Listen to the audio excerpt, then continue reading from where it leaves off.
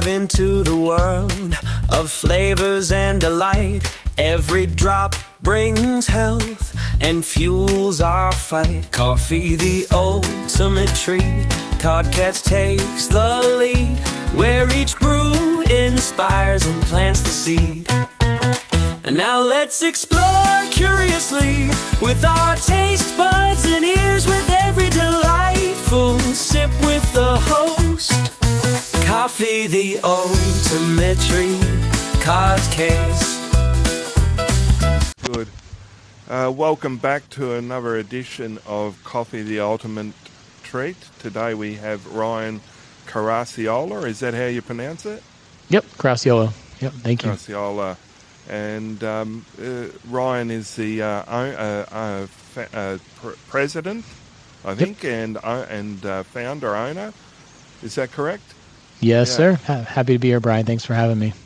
Yeah, so it's great to have you today. So let's start. Where did you start your interest with your business? How did you come about it, and your love for coffee? If you can roll that into your vision and that type of thing with your company and coffee. Oh, nice. Yeah, I always enjoyed things at craft, so coffee is one of those. Smoking brisket and ribs is another thing of craft, and whiskey. So those things tend to go together. But, marketing is great because you have to be good at your craft and you have to allow for the craft to actually take shape and work. You can't have a shiny object syndrome. So I started Striventa about 12 years ago. Okay. And it was predicated on the idea of striving to invent, which is how Striventa came about. We put an A on the end of it, so it didn't sound like a dentist. I mean, it didn't sound like a toothpaste that dentist wouldn't recommend. And it became the symbol of growth. So a little bit of goof and genius, right? But I got started in sales, actually. So coffee was always a big fueler for me in the sales world, of course. I enjoy it. I enjoy it because it brings community together and, relationships and whatnot. And then I worked for an agency for a little bit and saw that the marketing end wasn't always upheld to the same sales metrics, right? And so the idea was, how does it become sales with marketing, not sales versus marketing? And that's how Striventa was born, is, through those two avenues, we could help actually build a business, move revenue needles, and then have a good time doing it. So this was before, the big online wave really took off, and so we were able to kind of hit it nicely. But just a little intro there for you. All right, great. So how would you say Striventa as a marketing strategy helps coffee businesses and to stand out in the crowd, and also for the customer and the clients who maybe have a connection with their suppliers? How important do you believe it is in this modern fast-paced world, digital world, for them to have all of that? Yeah, great question. I would say we don't work with a whole lot of coffee shops in particular, because really for coffee shops, you have to have a great product, great photos, great reviews, and that's really it. And so I have talked to many owners, because a lot of them do want to, crack that sauce on how do I drive droves of people through the doors. And it always comes back to photos, videos, reviews, and great coffee. Because let's be honest, if you're getting people to divert from the big chains to go to your coffee house, your local coffee house, you have to be the same convenience and consistency, but you have to do it better. And so I do more like consulting around that, if you will, just with some people that have reached out just to kind of do a good service in that regard. I always love being a resource and somebody that can help, so they don't burn a ton of money without consulting us first. But the reality is them, like any restaurant, is predicated on people, and especially people walking in the doors. You have to have a solid product, a stellar product, and you have to showcase it well. And if you can't accomplish those things, then there's really no business in spending money on ads anyway. You're just kind of wasting money if you're driving people over, your product's not great, the experience isn't great. So not a lot of people like to hear that because it's not the sexy approach, right? But before you do any sort of advertising online or SEO campaigns geared at promoting your company, you really have to dial in the foundation of your business. And so, I like chatting through that, though. And obviously owners have been receptive. We don't work with a lot of them because when they dial that in, the droves come, so. Yeah. And talking about that, and the coffee business owners or entrepreneurs, or, even, the small coffee type businesses, Yeah. When they're building their online digital world, how would you suggest to them is the ultimate type of start? Would it Yeah. be a content creation, or would it be to outsource that and delegate that, or would it be just go full on into Google ads, Facebook ads, that type of thing? What would be your number one suggestion there? Yeah, great question. I would say the number one suggestion is to understand your hourly. So if you Yep. take any of your time and divert it from the coffee business, it Mm-hmm. has to be valued at that rate. I think a lot of people don't want to outsource because they see it as hard capital leaving the doors. And they say, I'll just invest my time. Well, the reality is your time has value, and Yes. you have to be intentional about that. And so understanding what your hourly is now, what you want your hourly to be worth, will set you on a path for success there. In terms of where they need to be at from an online presence, we believe wholeheartedly in our framework called Hyperdrive. It's a WordPress-based framework. And the reason why I have been so verbose at pushing it lately is because a lot of companies open up a shop, they put all this care and attention into the fixtures, the tables, the chairs, observing all the rules of a successful shop, things of that nature. But then they treat their website like a brochure, and they just kind of put an online brochure up there that's static, by Yep. way of other websites like a Squarespace or Wix or Page Builder, because it's cheap. And I Yep. get that mindset. We were once a startup, so I totally get that. But the reality is you have to treat your website like your brick and mortar nowadays.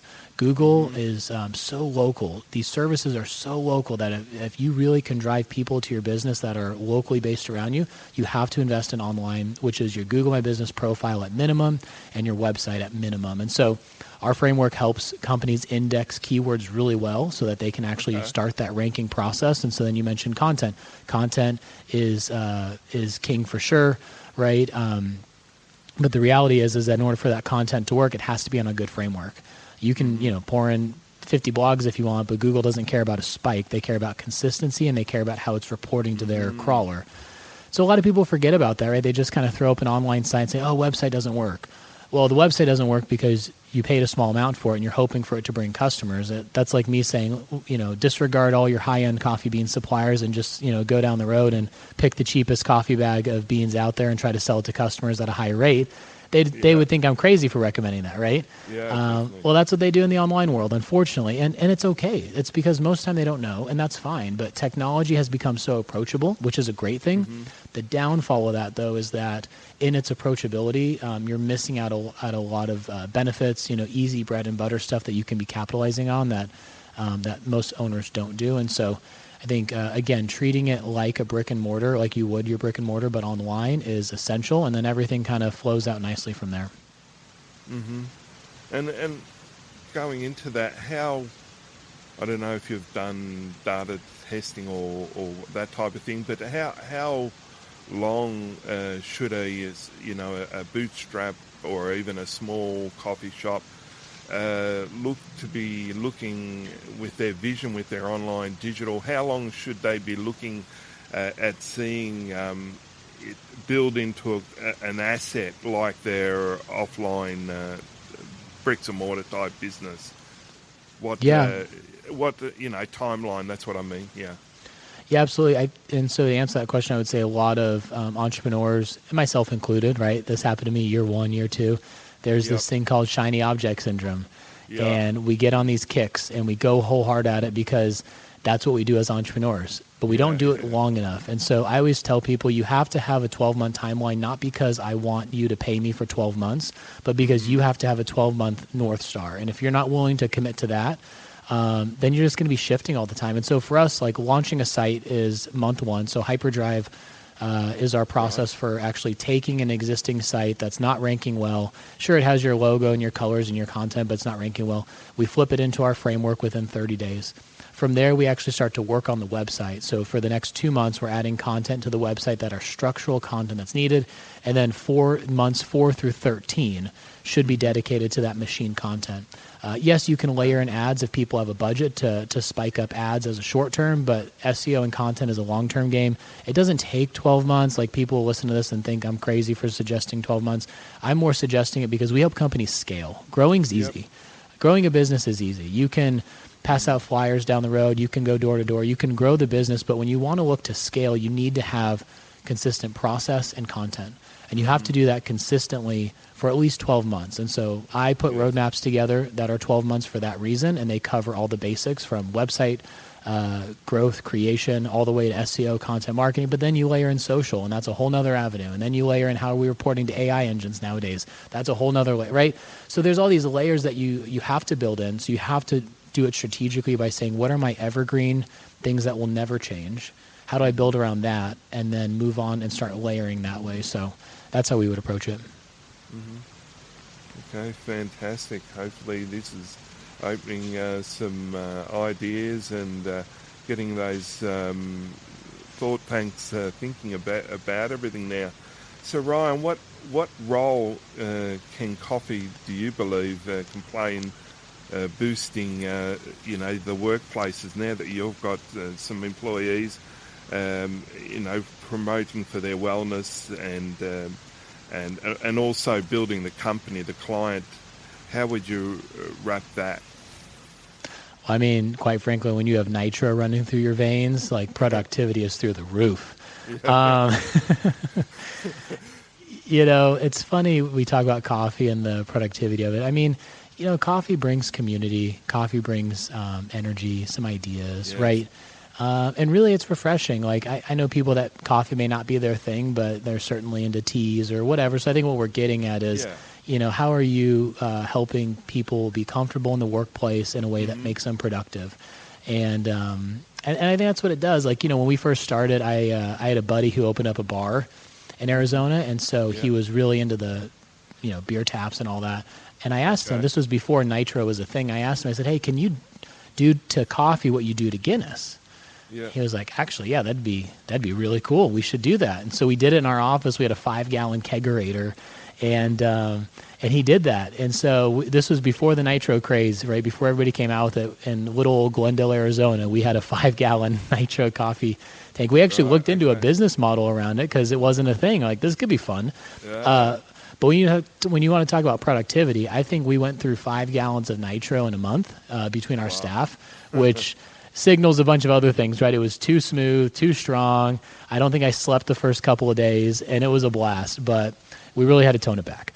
But it definitely brought some fun times, right? So I think coffee plays a huge role just in that community, and that productivity, of course, right? Get a little jolt there, so it's fun. But yeah, it's fun to talk about.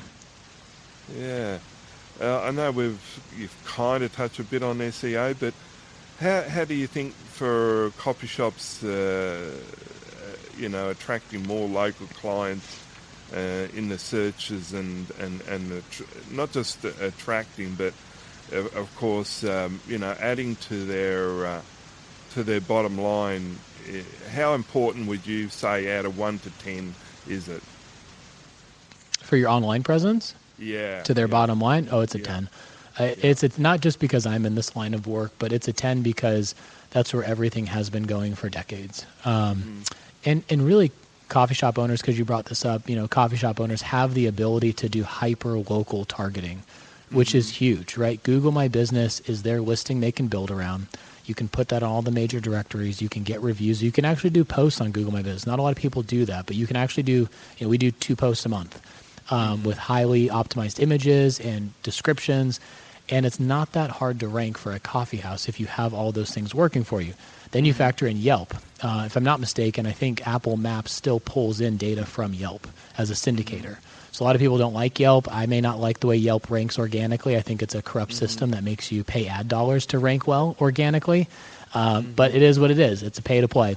But at the end of the day, having an optimized location on Yelp, again, that local footprint. And so there's a ton of those directories out there that business owners can take out and be listed on consistently. And then on your website, having a robust location page that has local schema markup connected to your Google My Business location is absolutely essential. So on a scale of 1 to 10, it's got to be at a 10. It will drive business. You just have to do it the right way and do it consistently. And that's how you can still even do ads. Like Performance Max ads are huge nowadays. They're hyper local ads that business owners can use to promote their map pin on Google, right? So as you can see, like you don't have to do it all, but you just have to do the specific and strategic things together well and daisy chain those together well. And I haven't even touched on social, right? Facebook, Instagram, TikTok, you name it. Any one of the sources, I would hyper focus on one social source, make it your everything, and then layer in the next one. But if you just put a toe in the water on all of them, it's not going to do any good. So I think that's the common misuse of online, is that there's a toe in the water of everything, and this doesn't work. No, you have to focus on one thing, do it great, and then layer on the next. It's a sort of an interesting question. I've never really asked people in your field this before, but for small business owners and bootstrappers, coffee shops, or anyone in general who might be listening that loves coffee, of course, should they be requesting or incentivizing their customers and their clients to be doing like Google reviews or even Facebook reviews? And out of the Google reviews versus the Facebook review, which would you be recommending? Great question. I would absolutely say to incentivize for that. Funny story, if I may, real quick. So my daughters tried a new ice cream shop down the road from us.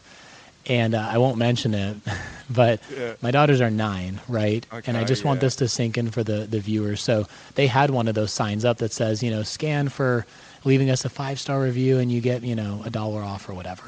And my 9-year-old says, well, we have to try it first to make sure it's a 5-star ice cream. And so I said, yeah, absolutely. And so so my wife was there at the time and she said, yeah, absolutely. And so they try the ice cream and my wife says, how's the ice cream? And they go, it's a 3. And so they didn't leave a review because they didn't want to tap into even being incentivized because it wasn't authentic. And so I think it taps into a major point that I'm driving at, though, which is incentivize for the 5 stars, but you have to make sure your product is 5 stars before you do it.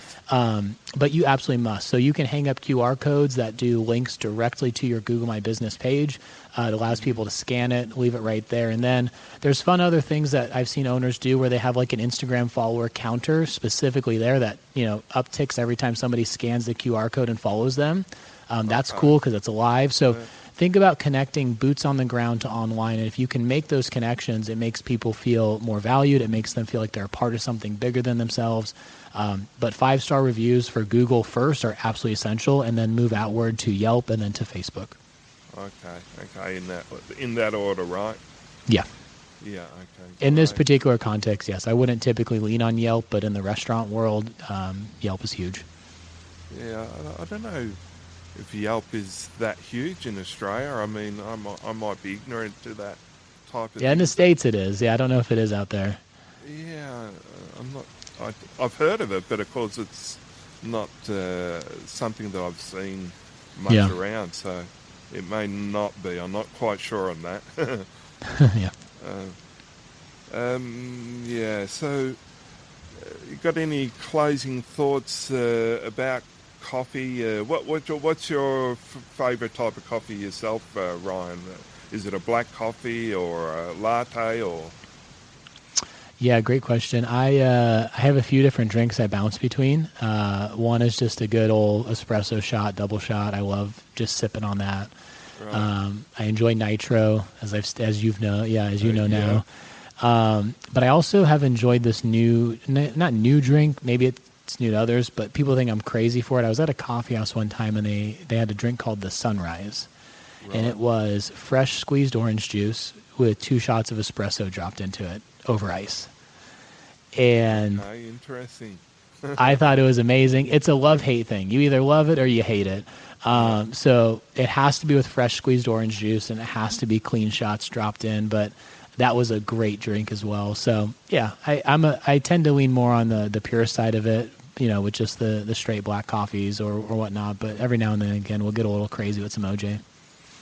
Yeah, and just now, Ryan, can we just kind of wrap it up and tell our listeners how they can find you and why they should consider coming to you, and basically how that you can help them?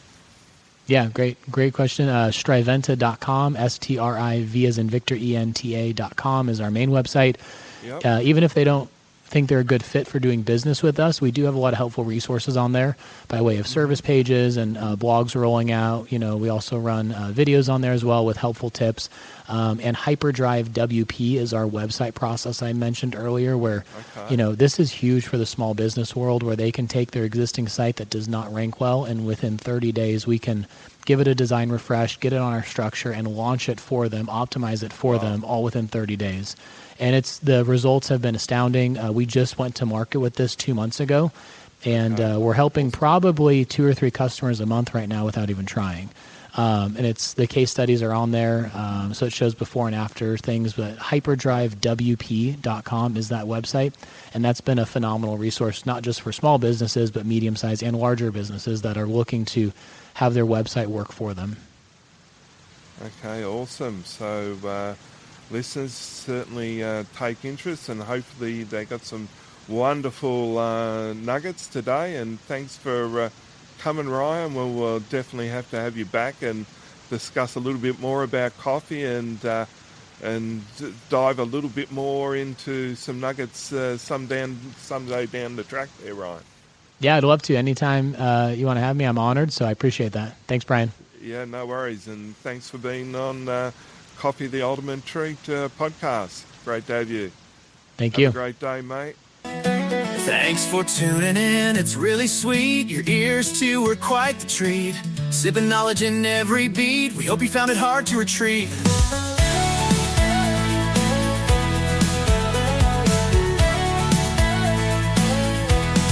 Community bonds we hold so tight, in the dark roast or morning light, gathering stories brave and bold, every listener pure gold. Thank you from the host, Coffee the Intimate Treat.